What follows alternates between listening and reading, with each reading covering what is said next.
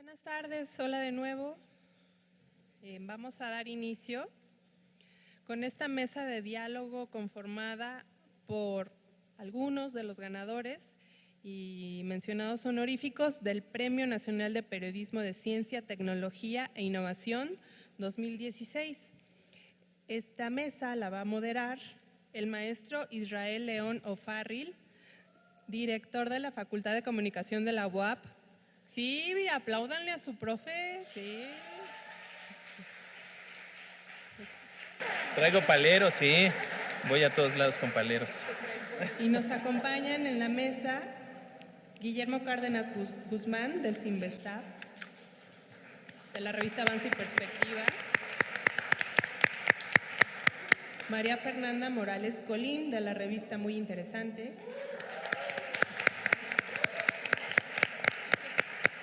Fanny Jacqueline Miranda Pérez, de Milenio Diario.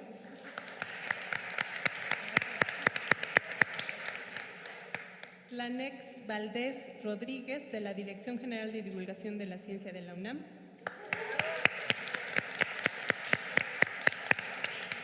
Y Susana Trejo de Jesús, también de la Dirección General de Divulgación de la Ciencia de la UNAM.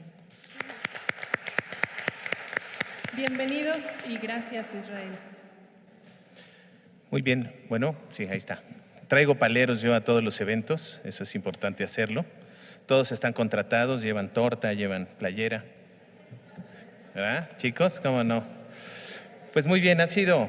Sí, les faltaron las tortas, yo sé, chicos, ya, mañana habrá. Bueno, pues ha sido un gusto desde el momento en que me invitaron a participar como jurado y además, bueno, en un evento tan importante. Para nosotros resulta ser algo muy relevante y bueno, pues ya escribí también eso, saldrá mañana en la Jornada de Oriente de aquí de Puebla.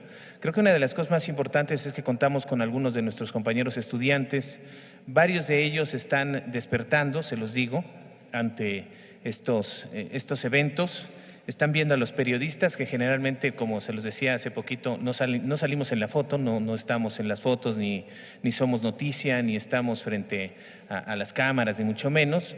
Generalmente lo que se ve pues son obviamente la nota, obviamente el texto escrito con un nombre, ¿no? A veces los alumnos ni siquiera se dan cuenta quién es, no hay un seguimiento y poco a poco esto tiene que ir cambiando. Obviamente nuestra facultad no necesariamente ha tenido una visión periodística constante, pero hemos querido que esté presente esa imagen del periodismo dentro de la facultad y es muy bueno que nuestros compañeros estudiantes estén acá y sobre todo, y creo que esto es muy inspirador para ellos, que nuestros periodistas ganadores del premio sean jóvenes. Eso también es muy positivo y hace que vean que, bueno, pues no es un tema lejanísimo. De repente veíamos a Granados Chapa y decías, bueno, pues yo quiero ser él, pero ¿cuándo llegaré, no? Es muy viejito, ya se murió, pero bueno, decías, yo quiero ser él. Eso cuando yo estudiaba, ¿no? Y Carlos Ramírez, y decías, es que yo busco eso, etcétera, etcétera, ¿no? Entonces, el ver jóvenes aquí con nosotros, pues eso es muy enriquecedor, nos da mucho gusto. Yo quiero decirles que es el primer contacto que tengo con los ganadores. No los conocía, obviamente no venían las fotos con los reportajes y se supone además que no deberían llevar esos datos.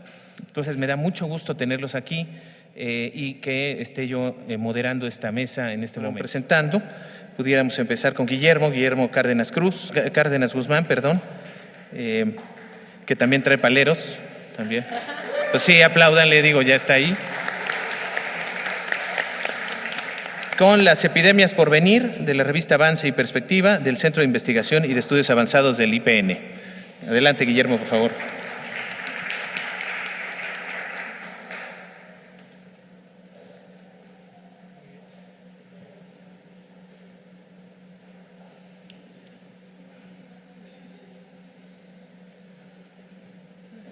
¿No? Entonces pasamos si quieren. Ahí está ya. Bueno, sí, espero que me escuchen bien. Muy bien, pues les agradezco muchísimo la presencia.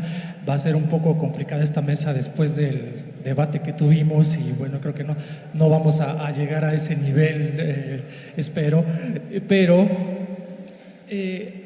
yo en primer lugar, quiero pedir una disculpa públicamente porque pues, me informaron ya muy pronto que tenía que subirme junto con los ganadores. Yo soy solo una mención honorífica y no preparé pues, algún material. Entonces, pues no les voy a contar algo que ustedes pueden consultar directamente en nuestra página web del Cinvestav, donde está la revista Avance y Perspectiva. Entiendo que la idea es hacer esto un poco anecdótico y coloquial y comentar pues qué problemas tuvimos que enfrentar al momento de trabajar nuestros respectivos artículos, reportajes, y pues en mi caso yo tengo que empezar por dar un poquito de contexto sobre la revista Avance y Perspectiva, que es el órgano, ahora es el órgano de divulgación del Centro de Investigación y Estudios Avanzados del Politécnico. Esta revista dejó de publicarse durante 5 años en su formato impreso y hace un año, pues por decisión de uno de los investigadores, que ahora es el editor de la revista, Gerardo Herrera, pues se decidió relanzar la versión impresa. Entonces, con este marco, vamos, lo que quiero apuntar es que se le tuvo que dar un giro completamente diferente a la revista, después de venir con una tradición de ser una publicación pues nacida de un centro de investigación con todo este formato académico y pues un tanto anquilosado, incluso me atrevería a decir. Pues hemos tratado de darle un nuevo formato, artículos pues, mucho más ágiles y que permitan a la revista trascender los muros de ese centro de investigación, por supuesto, sin llegar a la aspiración de ser una revista comercial ni competir con las que ya están bien establecidas en el mercado mexicano, pero sí dirigir un poco la mirada hacia afuera y no ser tan endogámicos como suele suceder con las revistas de divulgación de las instituciones en algunos casos. Entonces, a grandes rasgos, pues lo que les puedo comentar sobre el artículo que en mi caso tuvo esta mención honorífica, el título es Las epidemias por venir, pues fue un gran reto para empezar con venderle la nota al jefe, que pues parece curioso, ¿no? Pero yo he tenido la experiencia de trabajar en periódicos, en diarios nacionales como El Universal y Reforma, y pues era un pleito constante con los editores, en mi caso con el director del Universal, todavía sigue siendo director del Universal, Francisco Santiago, para convencerlo de pues, la validez de algunas de las informaciones que quería manejar en ese entonces en mi página.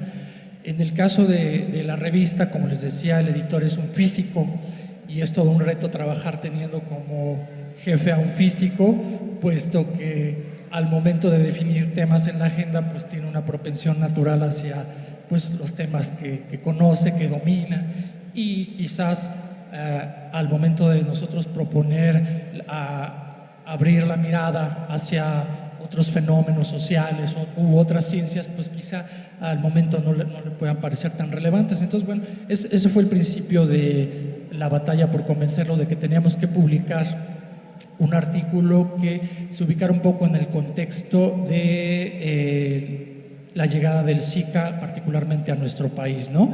Entonces, pues después de ahí un pequeño estira y afloja, se logró convencer al doctor Gerardo Herrera, nuestro editor, y nos dijo, bueno, pues adelante, vamos a ver cómo funciona. Y pues ahora estoy muy contento porque pues finalmente podremos demostrar que es importante tener también en cuenta la coyuntura periodística. Ahora, les decía que no me quiero extender demasiado, pero un gran reto también que yo enfrenté al momento de trabajar este artículo fue pues definir el ángulo de este tema que ya está tan abordado hasta la saciedad en distintos medios, ¿no?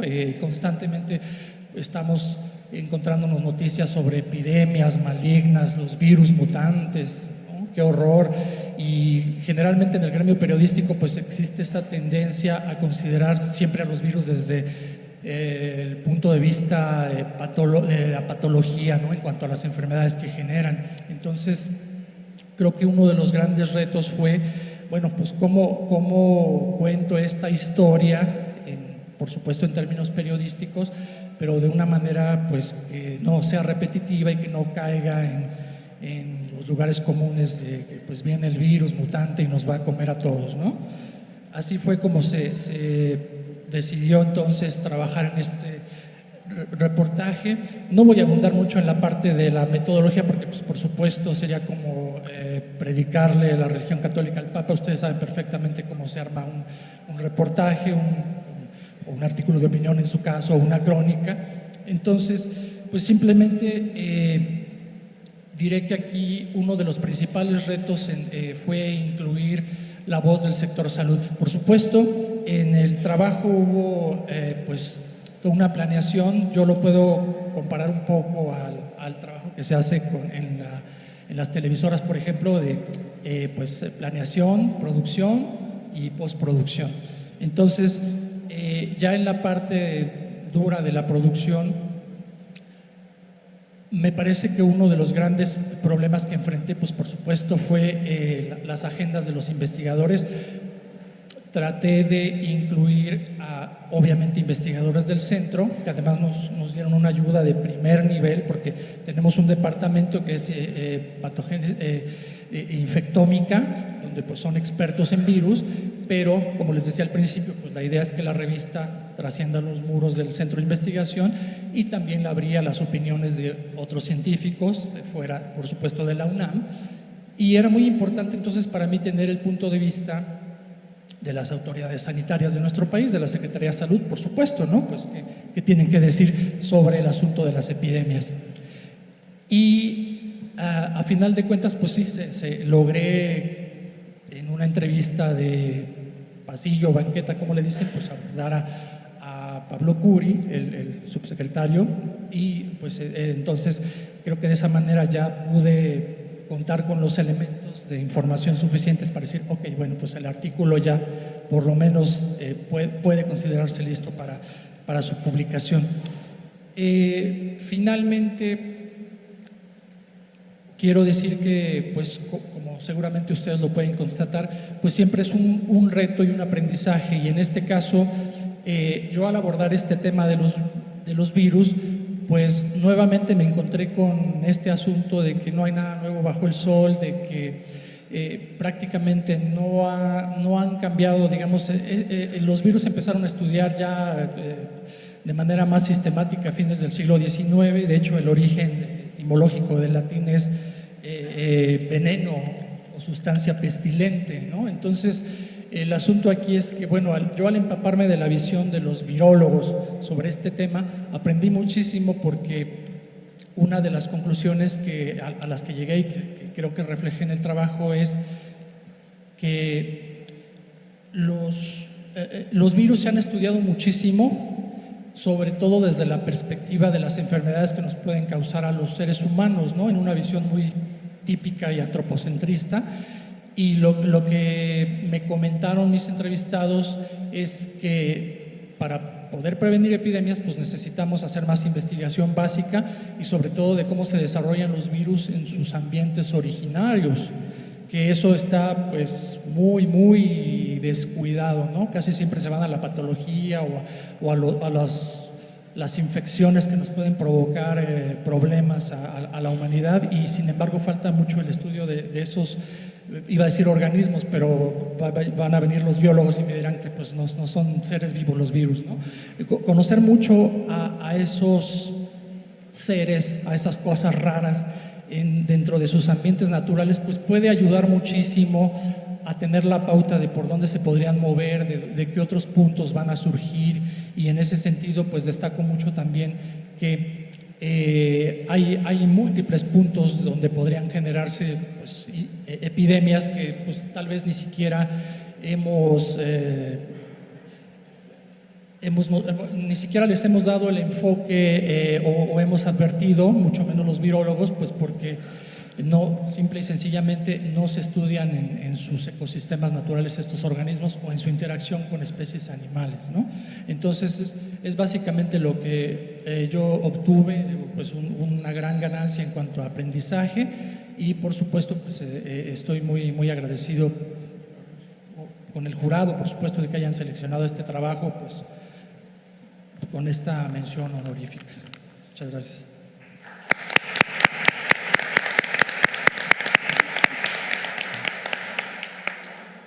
Bien, muchas gracias, Guillermo. Bien, ahora toca el turno a María Fernanda Morales, ¿sí? Jolín, con Las manos del futuro para la revista Muy Interesante. ¿Sí? Buenas tardes, primero que nada, gracias por estar aquí presentes. Primero les quiero hablar un poco sobre cómo nos manejamos en la revista para elegir los temas. Mi jefe directo es Gerardo Cifuentes, que también está aquí presente en el seminario, y después Paco. Una vez al mes nos juntamos, mi otra compañera, que es Sara, y yo, con Gerardo a revisar los temas. Llevamos propuestas de temas actuales, de algún tema que se nos haya ocurrido que podemos manejar de un diferente ángulo. El tema de Las manos del futuro nació cuando entré a la revista en junio del año pasado, solamente me encargaba de la sección de actualidad, me encargaba de checar notas, temas actuales y cosas así. Después se me empezaron a asignar ya artículos. Cuando llegué con temas de notas para la revista, me di cuenta que había un par de notas que hablaban sobre prótesis. Al ver que eran de investigadores mexicanos, se me ocurrió que podía ser algo más allá de solo una simple nota que incluyera un tema que en ese momento no se le veía como tanto futuro. Al momento de ir investigando, de ir viendo los temas, de quedar ya con Gerardo, con Paco, de cómo se iba a llevar a cabo el artículo, decidimos enfocarlo nada más hacia prótesis de miembros superiores.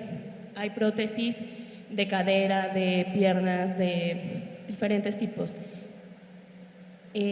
Durante las entrevistas decidí que la historia empezara con la historia de vida de un señor que se llama Doroteo González.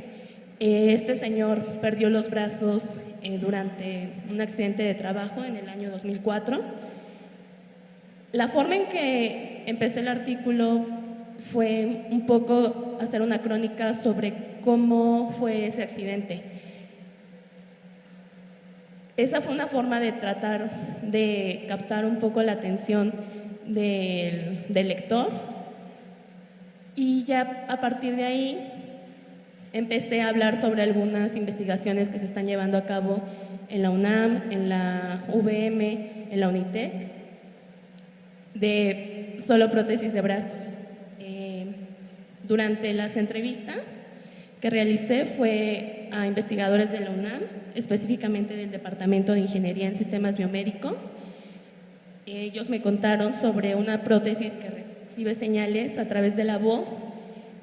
Con los alumnos de la UNITEC hablé sobre prótesis que son sensibles al calor, y con el ingeniero Luis Armando Bravo del IPN hablé sobre prótesis que son controladas por las señales de los nervios de los músculos.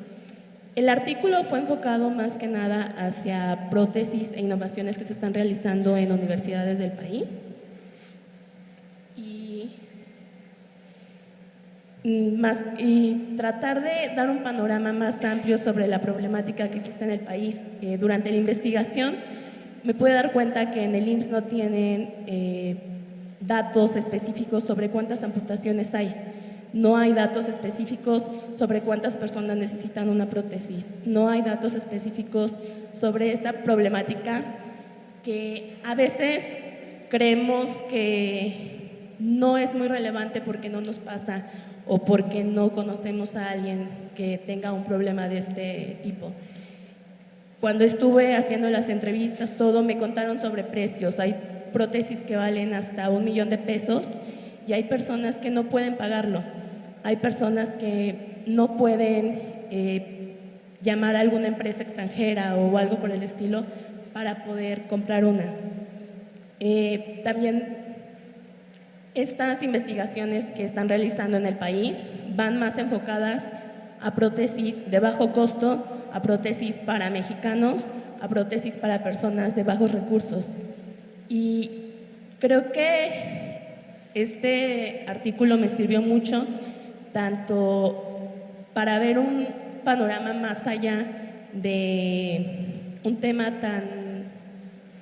tan importante, pero a la vez que no se tome en cuenta tanto en el país, como para poder adentrarme más al periodismo científico. Yo anteriormente trabajé en periódico, estuve 4 años en el periódico Milenio y hacía de todo, hacía política, hacía policía, hacía estados, hacía de todo tipo de notas. Este fue mi primer artículo que hice como tal para la revista, solamente había hecho notas, había hecho algunas de las secciones y es muy significativo para mí que con este artículo haya obtenido un premio como es el del CONACYT. Y muchas gracias.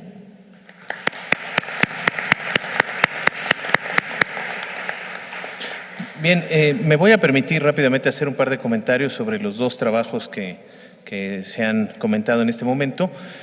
A mí me llamó mucho la atención del primero de Guillermo, esta idea de que se abriera también la investigación hacia lo que está pasando en América Latina. Y eso fue muy importante porque generalmente se plantea siempre el tema desde África y entonces esto fue pues relevante porque también nos hace pensar que nosotros estamos en ese entorno y que algo puede suceder. A mí me pareció muy interesante eso. La otra parte que le comentaba precisamente hace rato a María Fernanda es esta idea de que nos pegó durísimo, eso sí me acuerdo, en el jurado, pues la historia directa de esta persona, Doroteo, perdón.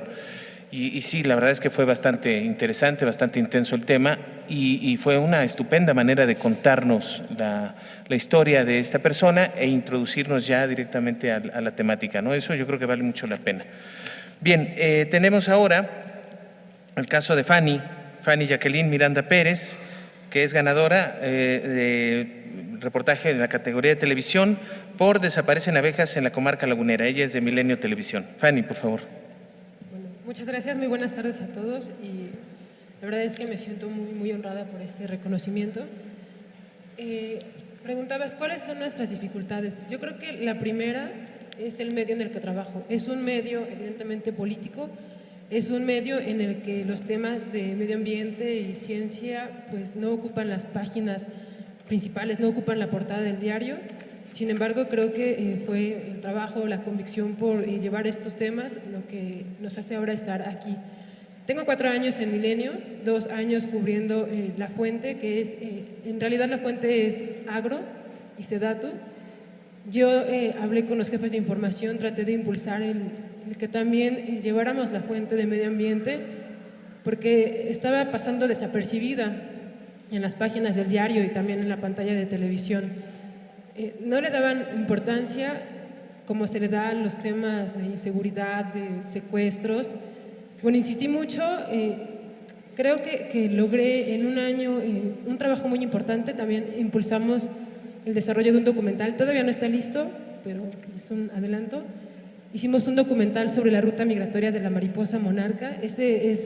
Para mí es la mejor asignación en mi corta carrera y ya lo verán, porque no se sabe por dónde transita la mariposa monarca desde que cruza el río Bravo hasta que llega a sus bosques de hibernación en Michoacán. Hay mucho trabajo en Canadá y Estados Unidos, pero en México no sabíamos nada. Es como si pasaran por un portal. ¿Quién sabe cómo llegó la mariposa? Pero ahí hablamos de los retos y dificultades. Después de eso, de que terminé ese proyecto, que estará listo en marzo, seguí con mi fuente, seguí insistiendo en la fuente ambiental. Y bueno, Milenio tiene presencia en todo el territorio a través de sus corresponsales de diferentes plazas y ahí nos llegó un reporte de la Plaza Laguna, de la reportera, de mi compañera Nancy Méndez, sobre el caso de unos productores que repentinamente vieron desaparecer el 55% de sus colmenas. Ese caso le llamó la atención a mi jefe, me lo asignó, me dijo, checa, habla con la reportera y hazte cargo de la investigación. Es un trabajo de preproducción, hay que generar los contactos, hacer citas, muchas entrevistas y bueno, así empezamos. La verdad es que tuve el apoyo de mi compañera corresponsal para contactar al productor y después las dificultades fueron con la Secretaría de Agricultura para que nos dieran entrevistas, para que hablaran del tema y no lo minimizaran. Este es un tema que le está pegando a todo el mundo, sin embargo en México aunque se tenían indicios de este fenómeno de despoblamiento de abejas y en general de los polinizadores, todavía se habla poco. El caso de la laguna es un parteaguas porque es el primer caso documentado donde ya se tienen cifras del tamaño del despoblamiento de las abejas melíferas y también de sus repercusiones. Es así como llegamos. Me entrevisté con el presidente del sistema producto apícola en la región de la comarca lagunera. Son 111 productores. Ellos tuvieron la afectación, de repente vieron desaparecer a las abejas. Se supone que las abejas cuando salen a pecorar se van a lo largo de unos 5 kilómetros y después regresan. Ellos a partir de enero a marzo comenzaron a notar la disminución de las abejas. Repentinamente vieron que no regresaron, nunca las vieron muertas, nunca vieron por ahí los cadáveres, por así decirlo. Y es un fenómeno que les comenzó a impactar a todos, ya sea en grados de 18 a 80%. Ellos mismos comenzaron a realizar sus conteos y fue así como trataron de acercarse a la Zagarpa para que los apoyara. Sin embargo, la dependencia no los escuchó porque la apicultura en la comarca lagunera representa apenas el 1% de la actividad económica. A la dependencia le interesa lo que pase en el sector de la ganadería y la agricultura, pero la apicultura no es representativo y por eso es que simplemente los escuchaban, pero no había apoyo. Posteriormente, los apicultores, preocupados por lo que estaba pasando con su medio de vida, acudieron a los investigadores de la Universidad Agropecuaria Alanarro.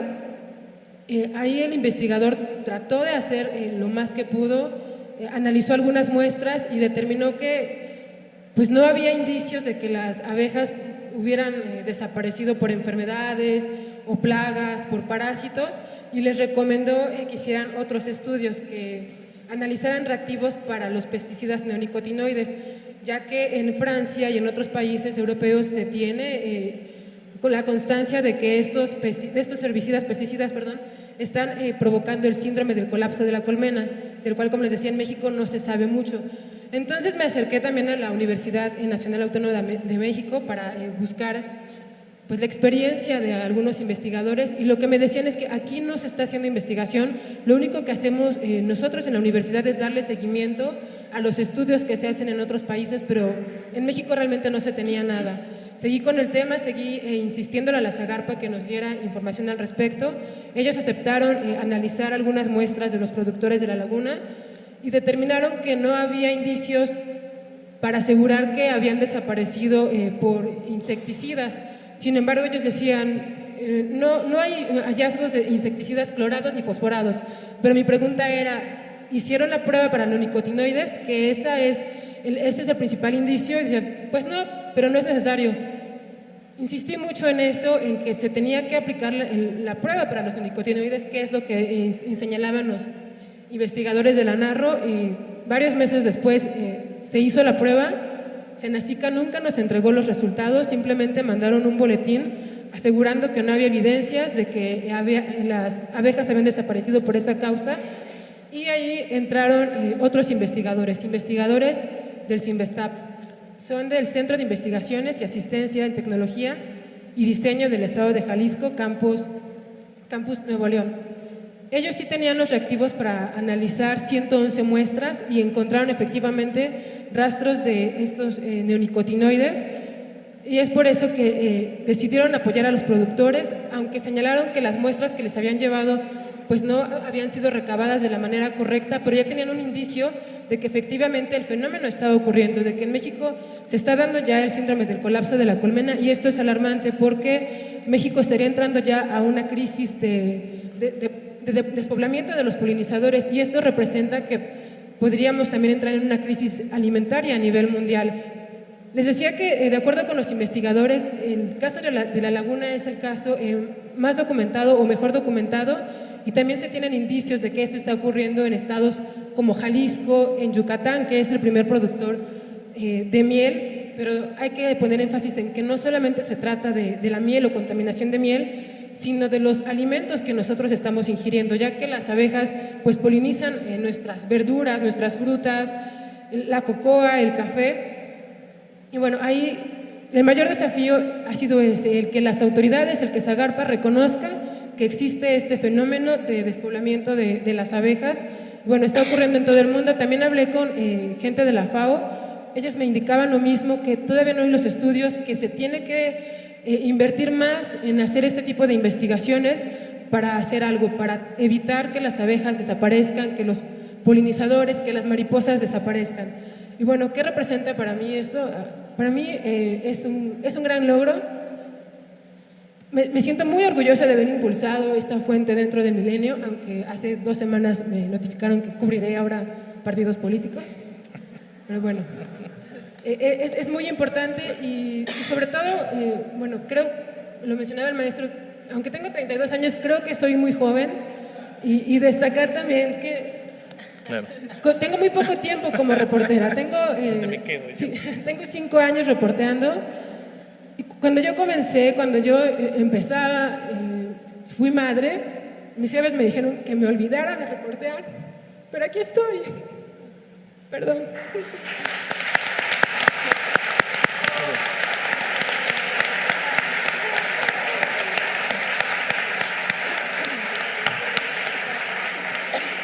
Muy bien, pues obviamente yo también soy joven, quiero decirlo.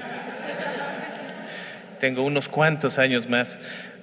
Yo quiero decirles que este reportaje para mí fue muy interesante porque nos hace ver precisamente lo que es importante y lo que no es importante en este país. Y creo que eso, desafortunadamente, este tipo de cosas no son importantes. Y no solamente hablo de los medios, yo he comentado tanto afuera como, bueno, ahora lo digo aquí, es bien importante que los medios sepan qué hace este tipo de periodismo, o sea, ¿qué sentido tiene? Si nosotros no aleccionamos también a los dueños, pues eso no va a tener sentido. Pero no solamente eso, nos hace ver también que dónde tiene las prioridades el Estado y dónde tenemos las prioridades como país. Los partidos políticos son importantes, indudablemente, pero pues también comen, ¿no?, de las personas, y si nos quedamos sin comida, pues se mueren los partidos, ¿no? A lo mejor esa sería una solución interesante. Sin embargo, creo que sí es muy importante, este tipo de reportajes nos hace ver eso, y sobre todo además que es de televisión. No se ve mucho en la televisión este tipo de reportajes, y si se ven a las 11 de la noche, a las 12, cosas por el estilo, ¿no? Entonces, esto fue muy refrescante, se los digo, la verdad nos hizo sentir muy bien, y quizá esta idea de la película de Happening de Shyamalan, donde las abejas desaparecen y entonces las plantas nos matan, bueno, pues puede pasar, ¿no? Digo, no, obviamente no así, pero a lo que me refiero es que sí son realidades que están presentes ahí, que la realidad supera la ficción, sobre todo eso. Y lo mismo pasa con las epidemias, que pues nadie les hace caso, y no sabemos realmente qué hay, porque el Estado obviamente dice, bueno, eso no es problema, ¿no? O no existen nuestros protocolos, que también eso es verdaderamente terrible. Lo vemos nosotros, tenemos aquí como un programa permanente en la facultad, pruebas para la detección del VIH, y poco a poco nos han estado mandando menos, porque obviamente pues no es una cosa prioritaria, ¿sí? Por eso lo comento y por eso me parece a mí que esto es fundamental. Tenemos que hacer reportajes en ese sentido y obviamente publicarlos. Obviamente platicarán ustedes con sus jefes de información, sus dueños, bueno, no dueños de ustedes, pero sí de los medios, y coméntenle que estas cosas son importantes. Bien, muchas felicidades, Fanny. Bien, ahora viene Tlanesh Valdés Rodríguez y Susana Trejo de Jesús, que hicieron, unos trabajos en radio, que también eso fue muy interesante, de la Dirección General de Divulgación de la Ciencia de la UNAM, al oeste y mar adentro, las Islas Revillagigedo. Adelante, por favor. Muchísimas gracias por la invitación, pues estamos felices de estar aquí. Este reportaje, la verdad, que implicó muchísimo esfuerzo. No sé, levante la mano quien conoce las Islas Revillagigedo o las ha escuchado nombrar. Yo las he escuchado. ¿Ya he escuchado? Sí, pero conocer, Escuchado por pues, lo no. menos. Pues cuando fui detrás de esta historia con mi compañera Susana Trejo, mi colega aquí al lado, la verdad es que sabíamos de su existencia, pero no sabíamos realmente su ubicación. Fui a un mapa y nunca me imaginé todo lo que me esperaba, ¿no? Fueron 3 días en barco. ¿Cómo te preparas para un reportaje, una sola reportera, para 3 días en barco? Trabajamos para un medio que ha estado un poco olvidado, quiero quejarme, la radio. Entonces, es una historia que involucra mucho sonido, que implicó, bueno, el hecho de ir y recolectar toda clase de sonido que estuviera alrededor, pero solamente teníamos una oportunidad, porque es fácil, ¿no? Como reportera, yo estoy en divulgación de la ciencia de la UNAM, muchas veces ibas tras una historia, pero bueno, si algo fallaba, podías regresar, podías, bueno, tener una segunda oportunidad, ¿no? Pero ¿cómo le haces en una isla lejana para poder regresar si algo te faltó? Ya desde ahí, ¿no? Nosotros íbamos tras una historia que cuenta cómo una culebrita apareció ahí hace miles de millones de años. Imagínense. Entonces me invitaron el biólogo del INECOL, Juan Martínez, a quien agradezco. Ellos iban tras esta culebrita. ¿Cómo llegó? Esa es la historia que nosotras contamos en el reportaje Al Oeste y Mar Adentro, las Islas Revillagigedo. Mi compañera Susana Trejo de Jesús, ella es la realizadora de este reportaje. Susana. Hola, muchas gracias por la invitación y también muchas gracias a los chavos de aquí de la universidad que se están dando la vuelta para que se enteren qué onda con el periodismo de ciencia. Justo una de las cosas más importantes en cuanto a producción y en cuanto a contenidos, en este caso de radio, lo que yo quiero resaltar también mucho pues es que es un trabajo en equipo. A mí me ha tocado trabajar con Tlanesh y nos tocó realizar este reportaje. Y como lo comentaba anteriormente alguien del CICESE, que hay lugares en el país muy importantes desde donde se puede reportar y que tenemos que conocer, donde se hace la ciencia. Revillagigedo es una de ellas y fue gracias a este contacto con este investigador que nos llevó para allá y mostró toda la investigación que se hace ahí, desde los ecosistemas que hay, las especies que hay, por qué son importantes y por qué su estudio. Esas islas están cerradas al público, solamente la Marina entra y mi compañera justo estuvo con ellos, reportando desde allá. Y pues una de las principales también situaciones que quiero resaltar pues es la planeación y los tiempos. Al contrario de lo que decía nuestra compañera de televisión, por suerte estamos en divulgación de la ciencia y justo pues nuestra materia de trabajo pues es la ciencia. Entonces por ese lado sí tenemos la comprensión de que nos digan, bueno, está bien, vayan a cubrir o vayan a ver esta información. Sin embargo, también por los recursos o por el personal que hay en la institución, pues se pudo lanzar Tlanesh y entonces este contacto con los investigadores nos ayudó a obtener esa información, a llegar hasta allá y después para escribir todo el reportaje, pues ya cuando me lo entregan a mí hace el guión Tlanesh y nos toca la realización y ahí sí vienen los tiempos de cuando tenemos un programa cada 8 días, que salió una entrega por 4 fines de semana para abordar todas las aristas que encontró Tlanesh en la isla. Y justo lo que comenta Susana, ¿no? Estos tiempos, yo me fui 21 días, entonces ¿cómo llegas y le explicas a tu productora que te vas a desaparecer 21 días? Es medio imposible, pero le vendí la idea, lo logré. Y aparte le prometí que iba a hacer enlaces en vivo para los distintos programas radiofónicos que teníamos, que en ese entonces era Ciencia hasta la cocina de Radio Fórmula e Imagen en la Ciencia, conducido por Rolando Isita, que está aquí con nosotros. Y bueno, pues yo no me pude comunicar con ella porque yo no sabía que no había wifi en toda la isla, solo en una parte. O sea, sí, no, yo no me imaginaba nada de lo que viví. Estuvimos en la isla Clarión. La isla Clarión es una de las 4 islas que componen la isla de Revillagigedo. Y bueno, esta es la última. Es isla mexicana y es la más lejana de México. Ni siquiera hay muelle. Cuando llegamos nos dijeron casi salten del barco. Todas las grabadoras, las cámaras, todo lo vamos a enrollar en unas bolsas marinas para que no se mojen. Pero yo nunca he nadado en mar, pero bueno, desde ahí, ¿no? Bueno, desaparecí una semana cuando pude en la isla hay un sector naval en donde, justo como lo decía Susan, hay 10 marinos. En una parte de este sector naval, sí, no es lo que se imaginan, No, justo en este sector naval hay un punto en donde hay un teléfono satelital por si algo llega a ocurrir, ¿no? Entonces me dejaron hacer una llamada para contactar con mi jefa y mi jefa pues pegó el grito. Hola Alejandra Nogués del departamento de radio. ¿dónde estás? Ya llevo una semana esperándote, no me traes la nota, ¿dónde te metiste? ¿Te fuiste de vacaciones? Yo así, sin calzado, barba y bigote, casi, no, sin comer, porque aparte no, o sea, no hay nada en realidad. Es como que muy difícil sobrevivir ahí, ¿no? Sí, realmente valoras, desde un principio valoras a los marinos. Ellos se quedan ahí un mes, nosotros estuvimos 2 semanas y media más o menos. De hecho, ellos los están rotando porque pueden enloquecer. Sí, porque les da algo que les llaman el mal de la isla.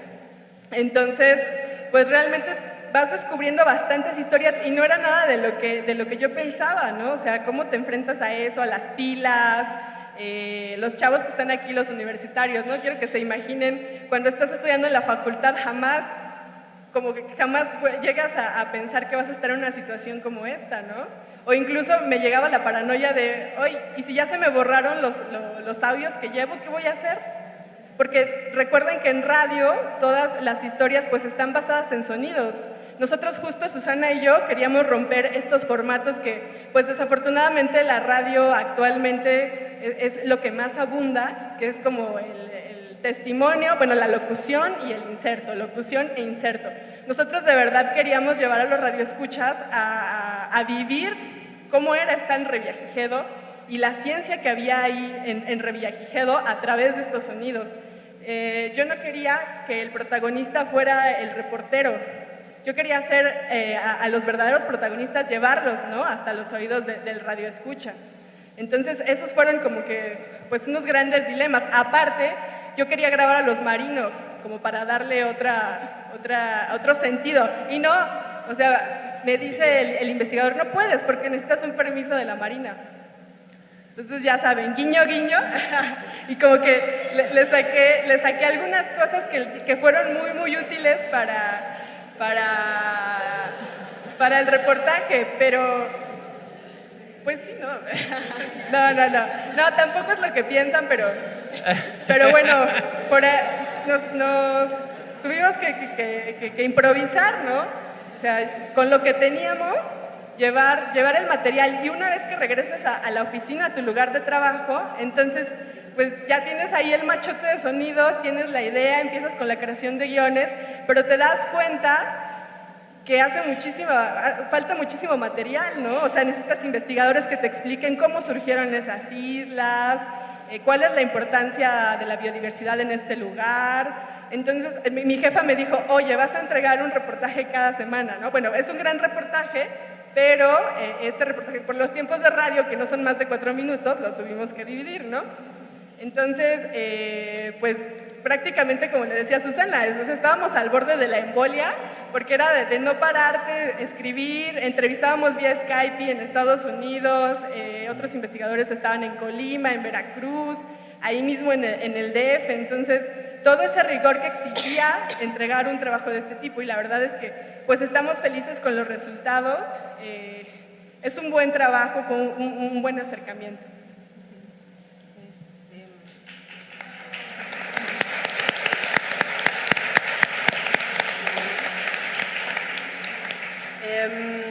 Bueno, justo ya para cerrar, creo que a mí lo que más me gustó de este trabajo es que justo lo que decíamos, hacer una narrativa diferente, pueden escuchar a los marinos hablar, a cómo está la embarcación partiendo. Fue algo muy creativo y muy lúdico, y que yo creo que da gusto oír en la radio, que a muchas personas dicen que es lo que más les gusta, escuchar historias y contarles qué ciencia se hace ahí. Entonces esto también es apelar a los asistentes, a los chavos estudiantes que busquen esas nuevas formas de narración, que sean entretenidas, que el hecho de que cubramos ciencia no quiere decir sí rigor, sí respetar las fuentes, sí estar buscando la información, ir hasta explotarla al máximo, pero también de una manera creativa, ¿no?, diferente, que atraiga justo a la gente. Muy bien.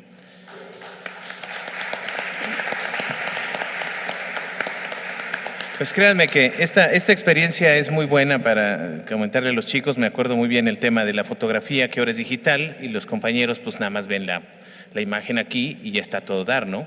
Si no me gusta, pues tomo otra. Pero ¿qué pasaba cuando tenías nada más la película y de repente, pues ahí tienes la película y dejé la bolsa en no sé dónde, se me perdió, ¿qué voy a hacer? Todo eso, lo que implica, ¿no? Y se la pasaron ustedes mal con 10 marinos sudorosos, morenos, tipo Chayán, ¿no? No, pero también eso habla de playeras mojadas, sin playeras, ¿no? Guiño, guiño, sin playera y todo lo que implica.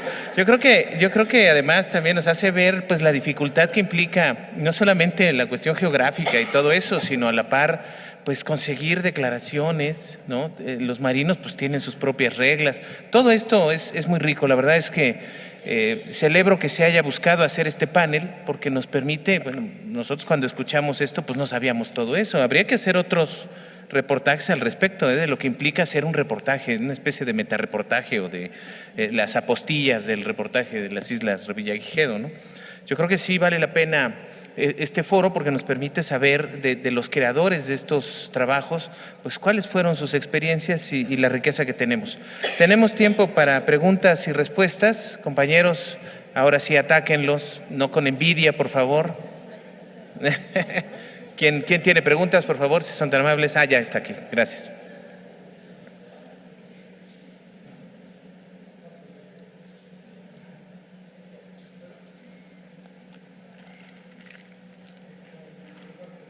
Sí, adelante. Exacto. Bueno, muy buenas tardes. Primero que nada, junto con todo este público, pues darles un aplauso, felicitación enorme a los ganadores de este premio. Es una mesa muy balanceada, políticamente correcta, correctísima, además con perspectiva de género, jóvenes, o sea, eso está muy bien. Escuchamos que pues algunos de ustedes tuvieron que convencer a su jefe, ¿no? Antes que a la audiencia, al público, ¿no? Al jefe había que convencerlo.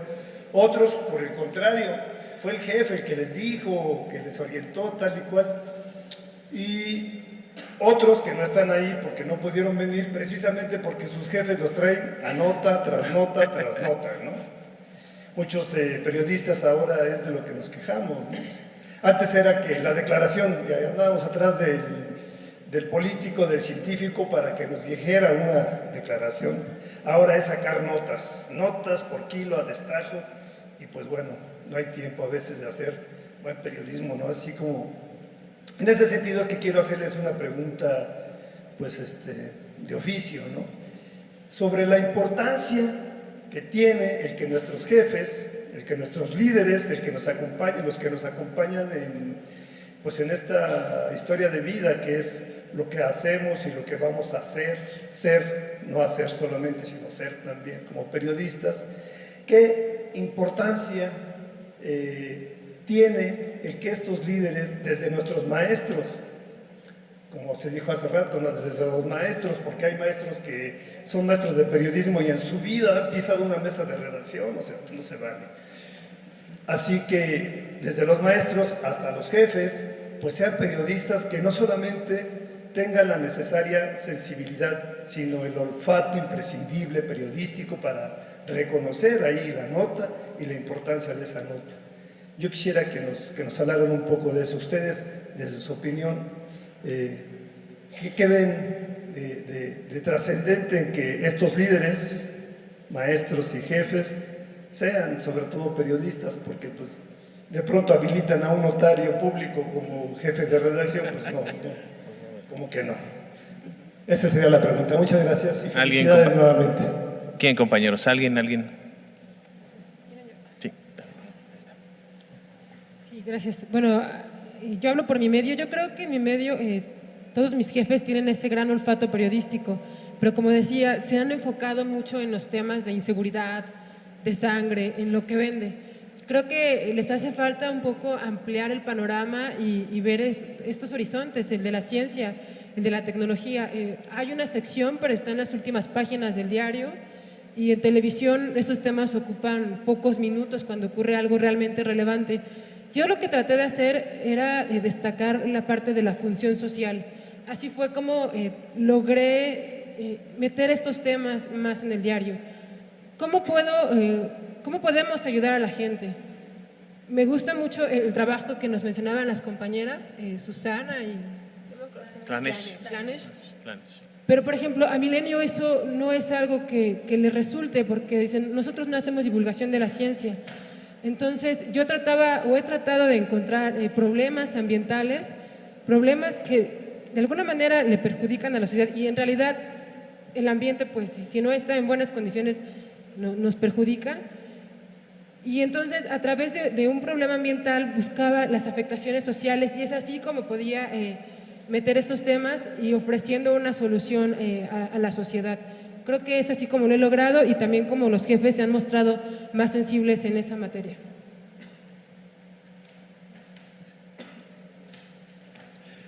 Ok, brevemente, Alfonso, espero haber entendido bien tu pregunta. También, como dice Fanny, en mi caso te hablaría particularmente del entorno en el que hacemos la revista. Nosotros como periodistas somos los invasores en ese ecosistema de científicos, a diferencia de revistas como Muy Interesante, bueno, comerciales por supuesto, donde entonces el científico viene quizás de fuera, ¿no? Y entonces pues tú tienes más libertad para hacer o deshacer. Entonces, creo que sí, es por supuesto de gran importancia que esos jefes, esos líderes tengan la sensibilidad, pero que además se puedan integrar. No sé cómo definirlo, y yo no me puedo expresar mucho con palabras paradójicamente, creo que necesito mucho la imagen, pero a lo mejor pienso en los diagramas de Venn, ¿no? Entonces, ¿cómo unes esos dos círculos, ¿no? Periodistas y científicos? Y en nuestro caso hemos sido afortunados porque a pesar de que nuestro jefe es un físico y que hace cosas de divulgación, está muy metido en la cuestión de la escritura, nos hace observaciones incluso a nivel de redacción. Es que según la definición del diccionario de la Real Academia, esto que me estás poniendo de cabeza está mal, ¿no? Entonces es como, no sé, un think tank o esas cosas que ahora se hacen muy interdisciplinarias. Y entonces, por supuesto, ¿no? de los grandes líderes, de los grandes periodistas, claro que se abreva, pero entonces tenemos esa situación un tanto de vulnerabilidad porque somos extraños en esa tierra de donde solo reinan los científicos. Y el asunto creo que también, no sé si implícitamente lo querías mencionar, pero es que en nuestro caso pues la revista es digamos, todavía relativamente pequeña en cuanto a tiraje, en cuanto a los alcances, y pues no tenemos un gran público, entonces como para quizás decir en otros medios, mira, aquí tenemos las cuentas, ¿no? De lo que nos hablaba, por ejemplo, Patricia, de sus cifras, y pues tú puedes llegar y negociar y hacer más estira y afloja, pero en nuestro caso, pues primero tenemos que demostrar, ¿no? Y a veces por ahí Ricardo no me dejará mentir, pero a veces es mucho así en el ámbito de la, no solo de la investigación, sino de las instituciones públicas, ¿no? Esta cuestión de que yo quiero poner un negocio, quiero arrancar Walmart, sí, pero ¿sabes qué? Te voy a dar nada más para que pongas un pequeño puestecito tipo tianguis, y ya si tu changarro funciona y vende, pues entonces hablamos después de darte más recursos y de darte el equipo humano y físico que necesitas, ¿no? Entonces, por supuesto que ayuda mucho esa sensibilidad, y de que en nuestro caso sí tenemos a alguien que está muy comprometido con la escritura y con el estilo y con cuestiones que van más allá de su universo de la física, ¿no? Porque a veces, si yo aludía que era difícil convencerlo, es porque pues casi siempre un físico te va a decir que la biología y todo lo demás pasa a segundo plano, ¿no? La madre de las ciencias es la física y se acabó. Muy bien. Sí, comenten. Bueno, en nuestro caso, en divulgación de la ciencia con nuestra jefa Alejandra Nogués, pues sí hay bastante sensibilidad hacia esos temas, ¿no? Pero bueno, nosotros como jóvenes, estamos jóvenes, pues con tu trabajo tienes que demostrar que estas historias valen la pena, porque no es lo mismo que te den el permiso para irte estos 20 días, ahora que ya llevamos un poco de trayectoria, vamos iniciando, que cuando nosotros entramos de becarias a divulgación de la ciencia. Entonces, con tu trabajo diario, vas como creando esta confianza en la que tu jefe pues tiene esa sensibilidad y, bueno, y ese tino, ¿no? De decirte, ok, confío en ti, ve por esta historia y tráeme algo bueno, ¿no? Al final creo que lo demuestras con el trabajo diario y no nada más con el jefe, porque también algo que nos faltó, como, bueno, sí lo mencionó Susan, son los recursos. ¿De dónde sacas esos recursos para poder irte tantos días, no sé, hospedaje, las comidas que tenías que llevarte a esta isla? Pues realmente a nosotros, por ejemplo, nos lo dieron los científicos. O sea, esa parte de que no solamente tu jefe tiene esa sensibilidad, sino ya el científico, que es muy difícil, ¿no? Que ellos se acerquen a ti y te propongan, pues, hacer este tipo de trabajos. Muy bien. Las que sigue, por favor, sí. Yo tengo dos preguntas muy rápidas y la primera es medio técnica y es para Fernanda. Entonces yo quería saber cómo encontraste la historia de Doroteo, ¿no? Y cómo lograste conectar pues, esa tragedia tan personal con toda la ciencia que hay detrás de las prótesis. Es decir, o sea, yo no he leído tu artículo porque no está disponible, pero ¿cómo lograste como hilar esos dos puntos para crear una narrativa? Cuando estuve investigando para hacer las notas de la sección de actualidad, me encontré con una nota de la UNAM, de una investigación que estaban haciendo sobre prótesis, y de ahí me fui con el investigador de la UNAM. Empecé a ver qué se estaba haciendo en las otras universidades, tanto en el Politécnico como en UNITEC, en la UVM y en demás universidades. Y en una de esas me encontré con el ingeniero Luis Amador, es del IPN. Él creó una empresa que se llama Probionics. En esa empresa, Doroteo, que es el personaje principal de mi artículo, está trabajando, por así decirlo, como probador de prótesis. Todas las prótesis que realiza ese ingeniero se las prueba Doroteo. El día que fui a visitar la empresa donde se están haciendo las prótesis y que hablé con el ingeniero, me permitió también entrevistar a Doroteo. Me contó cómo fue toda la historia de que perdió los brazos, me contó a detalle todo lo que pasó. Ese día se me hizo un nudo en la garganta al momento de estarlo escuchando, porque es una historia muy triste. Él trabajaba en una empresa, en una fábrica de harina para pan, y cuando fue a hacer una de las cargas a una de las máquinas, se le atoró la camisa. Fue jalando el brazo y al momento de querer jalar su brazo, se atoró el segundo brazo. Perdió ambos brazos y así fue como comenzó la historia. ¿Cómo fue todo ese proceso? ¿Cómo fue que salió corriendo de la fábrica para pedir ayuda?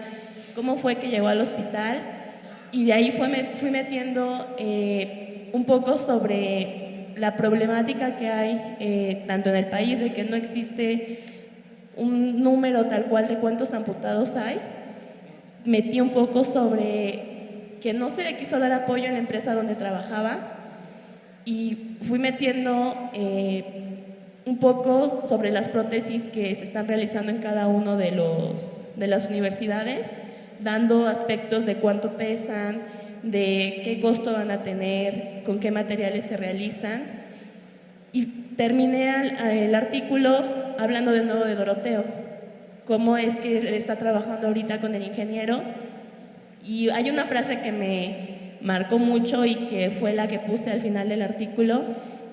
No la recuerdo exactamente, pero era que todos somos iguales aunque ellos se vean diferentes, porque era lo que me explicaba él, que muchas personas lo veían feo, lo veían raro, lo discriminaban por no tener brazos, y las prótesis le ayudaban un poco a disimular ese problema, por así decirlo, que la sociedad cree que tienen.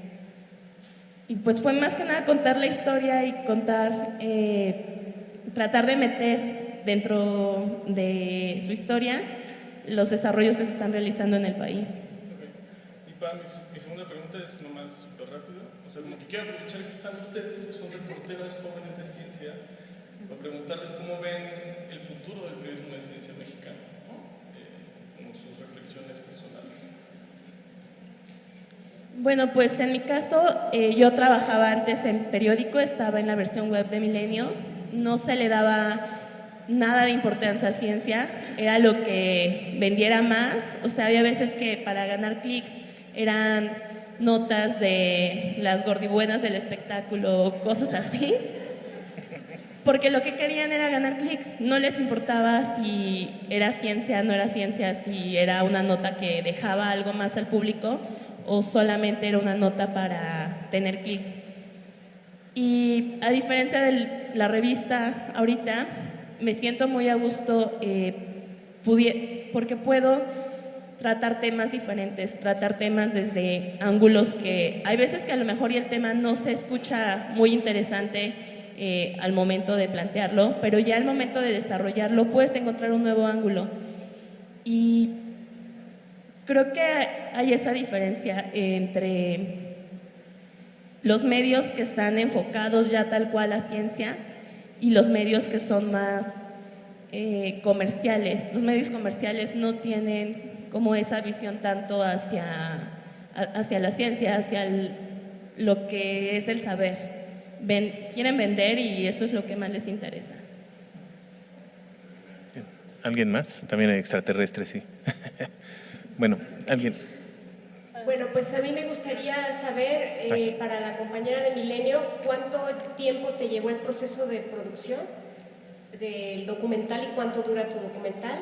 Y para las compañeras de Revilla Gigedo, también la duración de cada cápsula, porque es una serie, ¿no?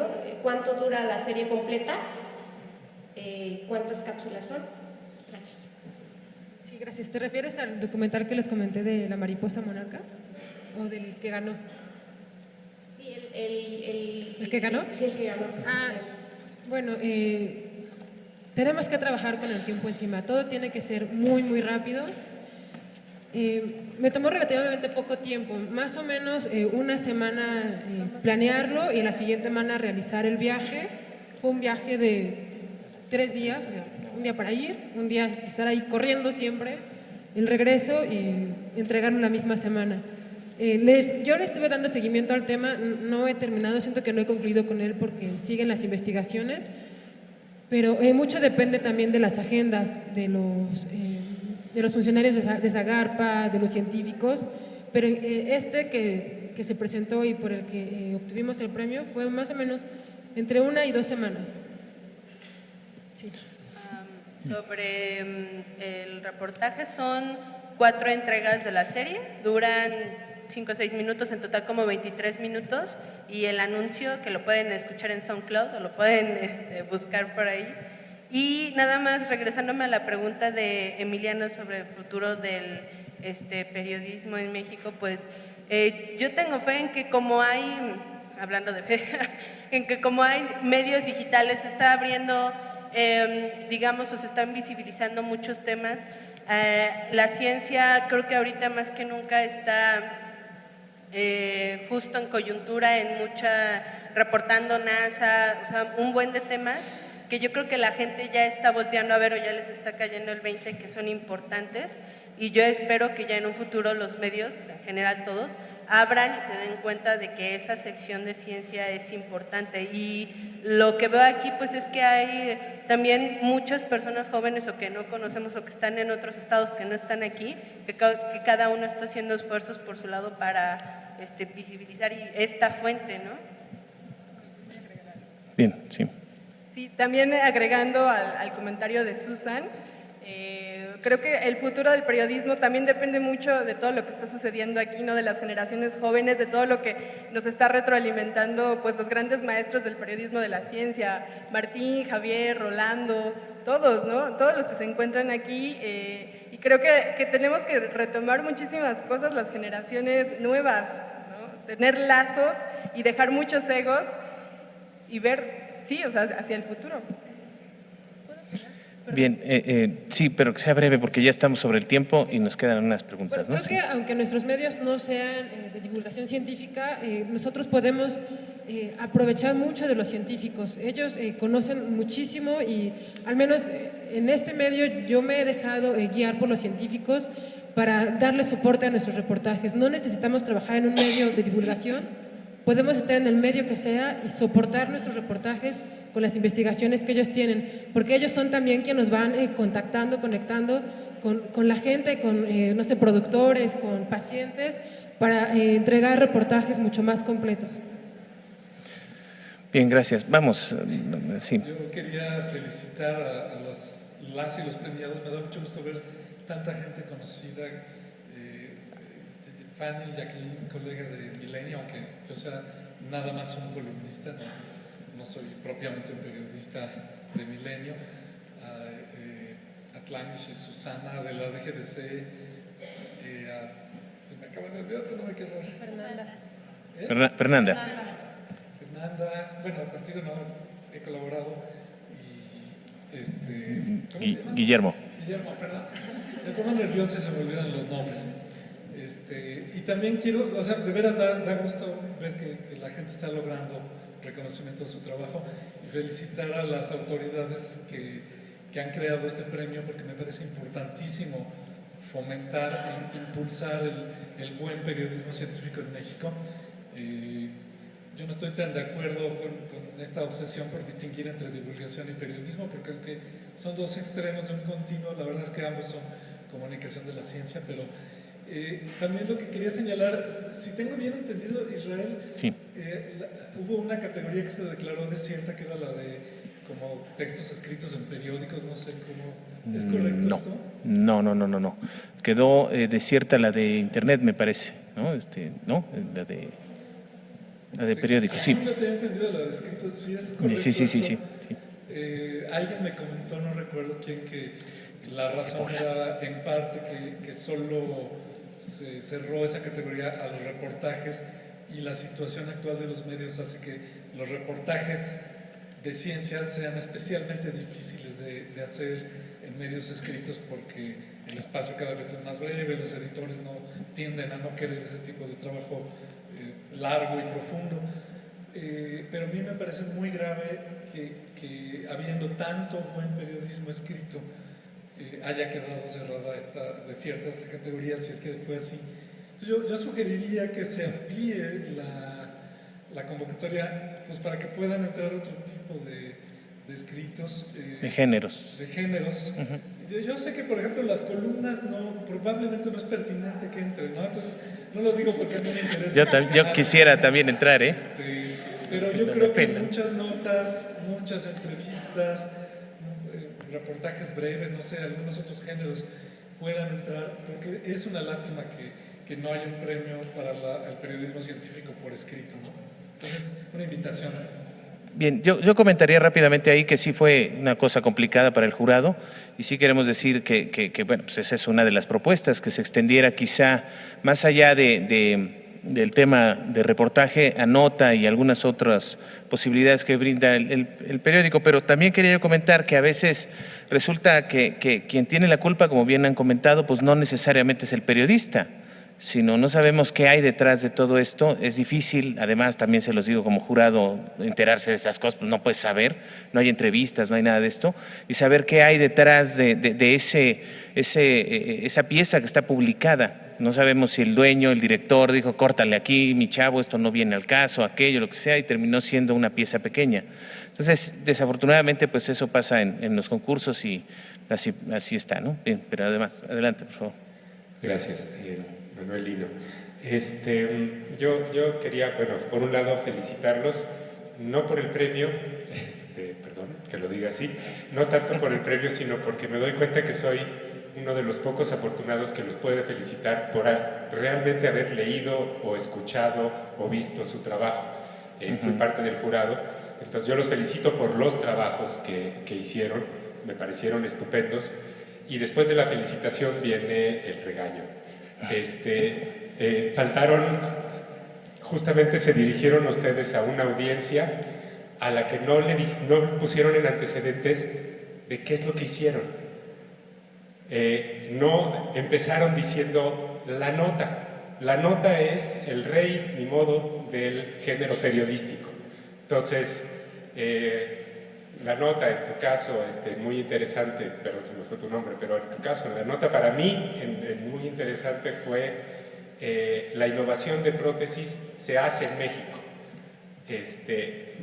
Después lo dijiste más adelante, pero tu audiencia no lo sabía. Y estos son como serían tus lectores, ¿no? Entonces a esos lectores hay que empezar por ahí. Creo que también con los jefes hay que empezar por decirles la nota, que es una frase, y eso es lo que van a estar vendiendo. Entonces, pues yo se los dejo como comentario, si quisieran decirme cuál fue la nota. Ya no sé qué pasó con las culebras, por ejemplo. Si las encontraron, no las encontraron, si viajaron en el tiempo, qué pasó. Gracias. Bueno, yo les pediría que fuéramos ya hiper breves porque ya estamos sobre el tiempo, ya me están viendo feo. No me están viendo feo, pero eso uno tiene que decir para que se apuren. No es cierto. ¿Alguno de ustedes quería comentar algo sobre lo que se dijo? ¿Quieren contestar la nota o nos seguimos a la siguiente pregunta? Como quieran ustedes, me dicen. Bien, adelante. La siguiente pregunta. Hola, buenas tardes. Yo también me uno a la felicitación para todos ustedes que han sido ganadores aquí en el concurso de periodismo de ciencia.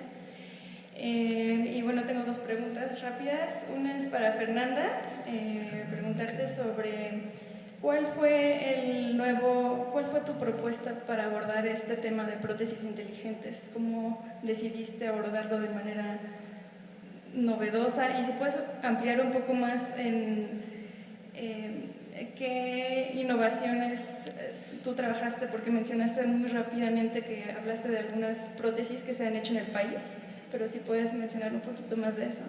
Y la siguiente pregunta es para Susana y Tlanish.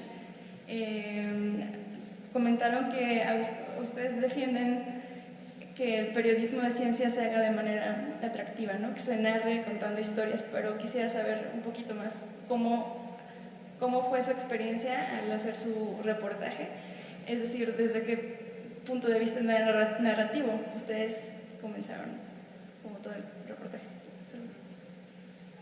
Bueno, los temas que abordé dentro del artículo sobre prótesis fue la que están realizando en la UNAM, que es una prótesis que recibe señales a través de la voz. Esta tiene 5 órdenes. Otro de los que abordé fue sobre la que está realizando el alumno Carlos Roque Pérez de la Unitec de Atizapán, que son prótesis con sensibilidad a la temperatura y son hechas con cápsulas de PET impreso. Otro de las que abordé fue de Luis Armando Bravo Castillo, que es ingeniero del IPN, que es el dueño de la empresa Probionics, donde trabaja Doroteo, que fue el personaje principal de mi artículo. Esta se controla por señales eléctricas de los músculos y tiene 6 movimientos. También hablé sobre una prótesis de muñeca que también están desarrollando en la UNAM, sobre una que están realizando en la UVM de Guadalajara, que tiene motores eléctricos. Hablé sobre un guante traductor que es también hecho en el IPN, y sobre prótesis artesanales que son solamente hechas con silicona, que solo dan aspecto de mano, pero no tienen ninguna movilidad. Muy bien, Susana, compañeras, Tlanish. Bueno, defendemos esta parte de que la ciencia tiene que ser atractiva. Nosotros trabajamos en radio, nos hemos especializado en el medio radiofónico. La radio es muy fugaz, tienes que atrapar porque en segundos pueden cambiarle. Entonces tienes que atrapar, nosotros lo hacemos a través del sonido y relatando y describiendo estas historias. No siempre utilizas ese recurso, pero en este caso, en la historia de las Islas Revillagigedo y la culebra que no encontramos, sí la encontró el biólogo un año antes, pero nosotros no. Sí tienes que como lo comentaba ayer la productora de la BBC, tienes que seducir, ¿no? Tienes que atraer al radioescucha para que se quede, para que dentro de 8 días esté ahí y pueda saber la segunda parte, ¿no? Y la tercera y la cuarta. Bueno, justo respecto a estas narrativas, algo que comentábamos igual, por ejemplo, en la mesa de televisión, se presentó un video donde empezaba el investigador a hablar de moléculas. Por ejemplo, ahí a mí lo que me gustaría mucho es apelar a la contextualización. O sea, nosotros tal vez sí conocemos cómo funcionan, qué son, de dónde salieron, pero tal vez otras personas no hay que dar nada por sentado y contextualizar y explicar. Ahora con lo de las islas, por ejemplo, la narrativa que se siguió son 4 entregas. Entonces, en la primera fueron explicar fenómenos físicos y cómo se formaron las islas, narrado junto con la historia de los marinos, escuchando a los marinos o al investigador que se ha dedicado a investigar las islas. Luego se hablaron de especies que hay ahí, que una es la culebra, se habló de migraciones de los animales o cómo migran las especies. Después la paloma de Socorro, que se extinguió por culpa de los humanos. Y después de un pez que también está a la venta y es endémico, está a la venta en Nueva York y es endémico de las islas. Entonces es como entretejer justo esos datos duros con la contextualización de qué está pasando con ellos, ¿no? Gracias, muchas gracias. Y una pregunta más, ¿dónde podremos ver todos los trabajos? He leído algunos, pero algunos otros tantos no pude leer. Pues ahí sí le pido al comité organizador que nos cuente porque no tengo la más remota idea. Lo siento, sí. Adelante, por favor. Sí. Bueno, también me uno a las felicitaciones y al narrar ustedes sus experiencias,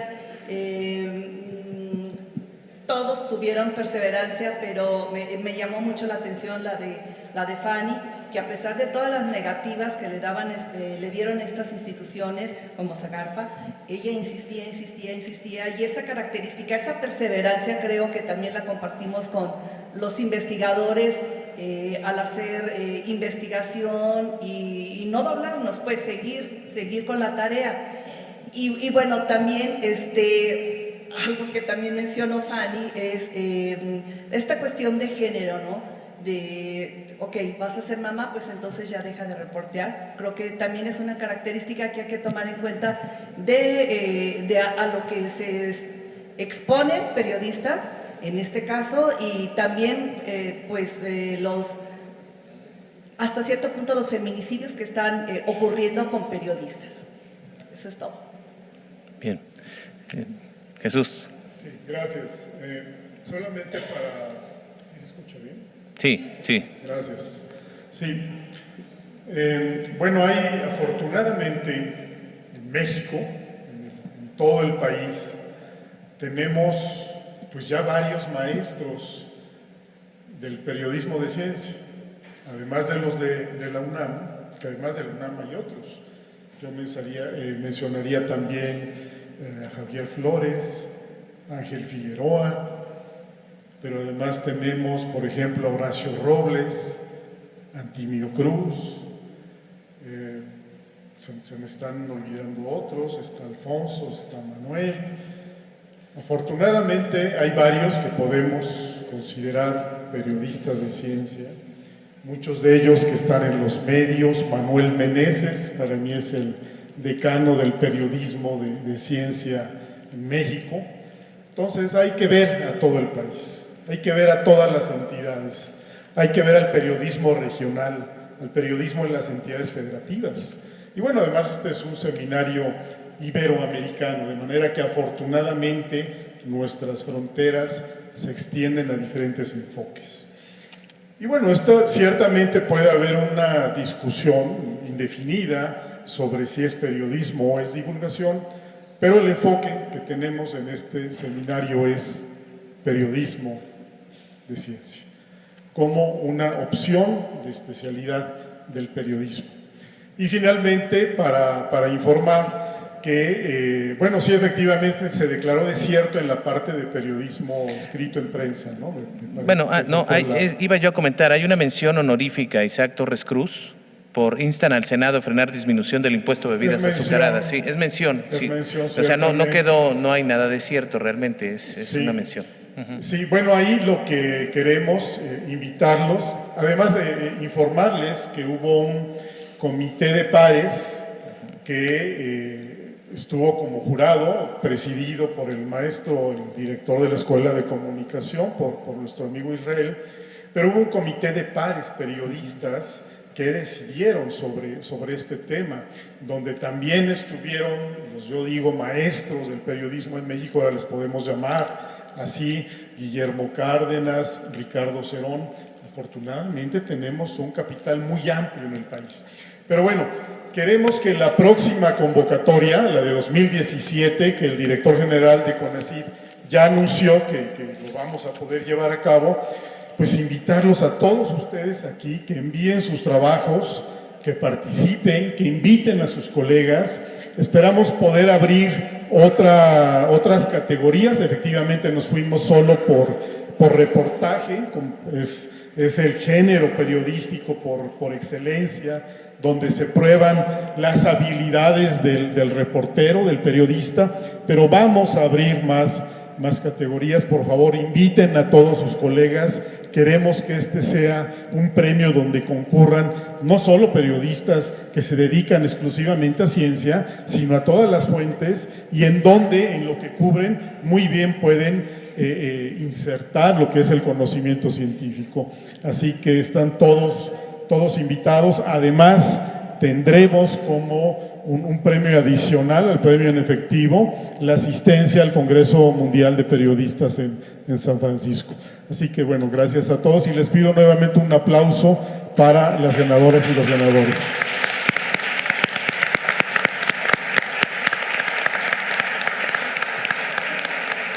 Pues muchas gracias, damos por concluida esta mesa, si no hay más, y todos pueden ir a su casa en paz. La fiesta ha terminado. Gracias. Y este viernes, aquí mismo, antes de la clausura, será la ceremonia para premiarlos a todos ellos. Entonces, gracias.